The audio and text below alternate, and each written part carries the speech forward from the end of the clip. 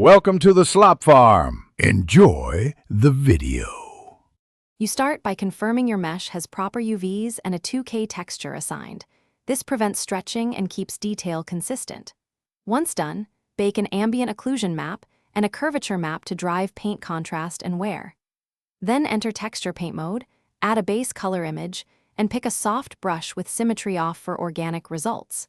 Make sure to set stroke to anchored for precision when blocking major color areas. This first pass establishes readable mid-tone values. Now focus on the complex middle work. Create separate image layers for dirt, damage, and highlights so edits stay reversible.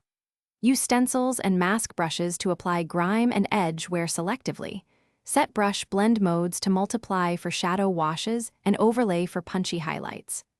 Frequently switch to the smudge brush to soften transitions and the clone brush to sample nearby texture, fixing obvious repeats. Make sure to toggle visibility to check how layers interact, refining opacity until the surface reads convincingly.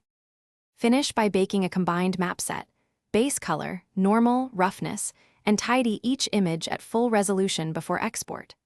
Once done, test the model in a viewport render and inspect UV seams closely. Paint across seams or use the clone tool to eliminate visible misalignments. Make sure roughness and metallic values are consistent and not oversaturated.